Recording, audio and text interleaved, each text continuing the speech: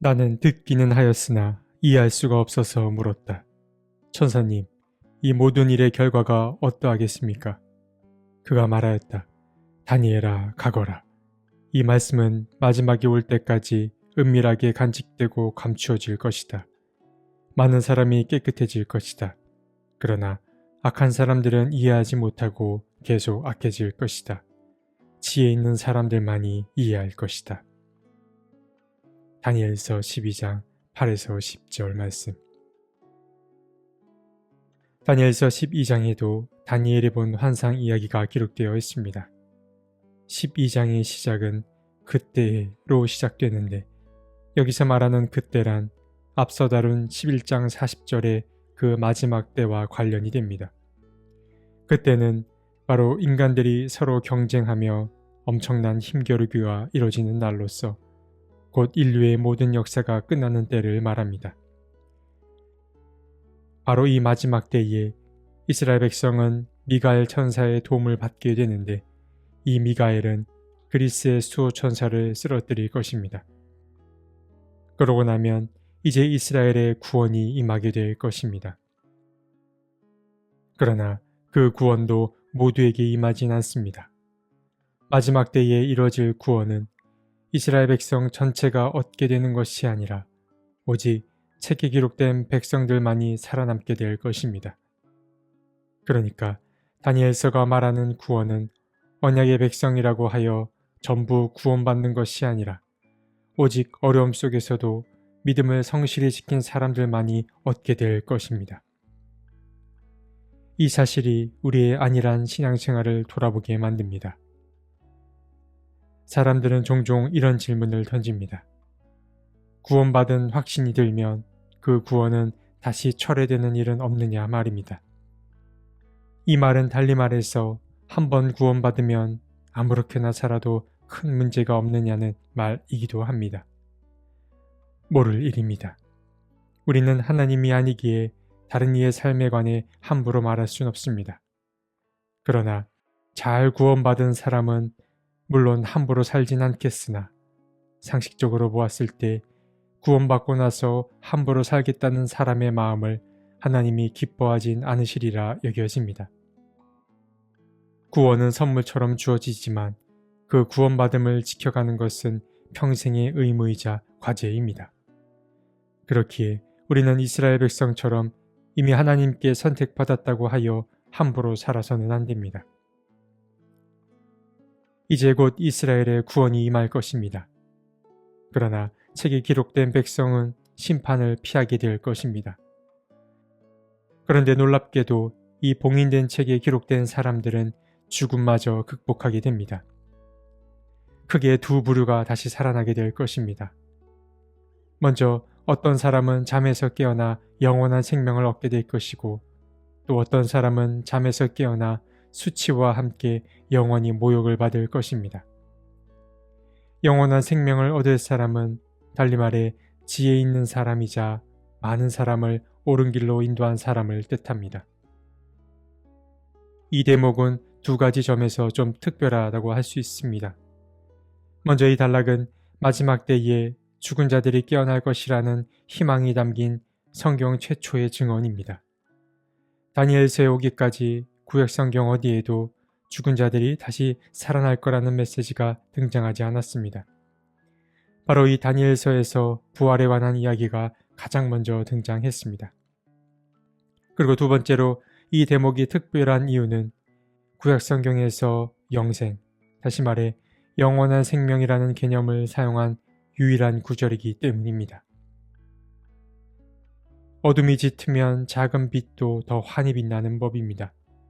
포로 생활이라는 깊은 절망의 시간에 주님은 찾아오셔서 영원한 생명이 있음을 그들에게 알려주셨습니다. 다니엘은 곧이어 다른 환상을 보게 됩니다. 다니엘은 여전히 티그리스 강가에 있었습니다.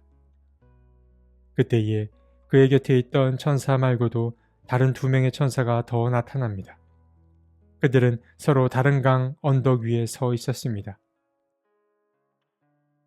그 가운데 한 천사가 처음부터 다니엘과 함께 있었던 그 계시의 천사에게 묻습니다. 이런 놀라운 일들이 끝나기까지 얼마나 더 오래 있어야 합니까? 그러자 계시의 천사는 말합니다. 한 때와 두 때와 반 때가 지나야 한다. 거룩한 백성이 받는 핍박이 끝날 때에 이 모든 일이 다 이루어질 것이다. 여기서 말하는 놀라운 일과 이 모든 일은 곧 11장 45절에서 12장 3절에 묘사된 사건을 일컫습니다. 그러니까 이 일이라고 하는 것은 곧 세상이 끝날 때를 말합니다. 하지만 다니엘은 천사들 옆에서 그 이야기를 다 듣고는 있었으나 들어도 이해할 수가 없었습니다. 그래서 그는 계시의 천사에게 묻습니다. 이 일들의 마지막은 무엇이냐고 그는 묻습니다. 하지만 천사는 그 말씀들은 마지막 때까지 숨기고 봉하고 도장 찍어 두어야 한다며 응답을 회피했습니다. 다만 그는 대신 당부의 메시지를 전해 주었는데 마지막 때가 가까우면 많은 사람이 스스로를 깨끗이 갈고 닦을 것이며 그와는 반대로 악인들은 더욱 악한 짓을 저지를 것이라 말해 주었습니다. 그러고 나서 천사는 알 수 없는 날 수를 이야기해 주는데 그 날들은 고대 세계의 날을 세는 방식으로서 하나의 암호 같은 날을 일컫습니다. 다니엘은 그렇게 천사로부터 당신은 부활과 영원한 생명에 참여하게 될 거라는 약속을 받으며 오늘의 이야기가 마무리됩니다. 이렇게 12장으로 구성된 다니엘서가 끝났습니다. 다니엘서는 요한계시록과 함께 더불어 묵시문학에 속하기에 많은 부분이 비밀이 기록되어 있습니다. 그래서 재미있게 읽을 수는 있으나 그 뜻을 헤아리기가 쉽지 않습니다. 그렇기에 잘못 해석될 여지도 많고 제멋대로 해석될 여지도 있기에 이 책은 또한 위험한 책이기도 합니다. 그러나 이 다니엘서에 비유나 상징의 언어들이 많이 등장한다고 하여 그 핵심 메시지까지 모호하진 않습니다. 다니엘서가 들려주는 이야기는 분명합니다. 다니엘서는 하나님의 사람들에게 하나님을 거스르는 체제의 억압 아래에서도 끝까지 견딜 것을 명하고 있고 또 하나님은 끝끝내 승리할 것이기에 믿음을 포기하지 말기를 바라고 있습니다. 16세기의 카르멜 수도의 신부인 십자가의 성 요한은 재미있고 편안할 때가 아니라 바로 메마름의 순간을 견딜 때 인간은 비로소 하나님과의 사귐에 정성을 다한다라고 말했습니다. 메마름의 순간은 기쁨과 슬픔뿐만 아니라 진리를 향한 열망마저도 없는 그런 어둠의 순간을 말합니다.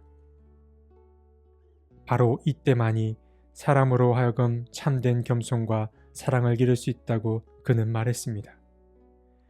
그렇게 여기서 말하는 어둠은 하나님께로 나아가는 밝은 어둠인 것입니다. 어둡고 답답한 순간이 하나님을 알아가고 하나님을 만날 수 있는 좋은 때임을 잊지 않는 우리가 되었으면 좋겠습니다. 하나님, 우리의 영혼이 어두운 밤을 지날 때에 우리를 홀로 버려두지 말아 주십시오. 내게 닥친 어려운 순간을 인내하며 위기를 잘 넘어설 수 있게 도와주시고 그 시간이 오히려 하나님과 가까워질 수 있는 시간임을 잊지 않게 해 주십시오. 아멘.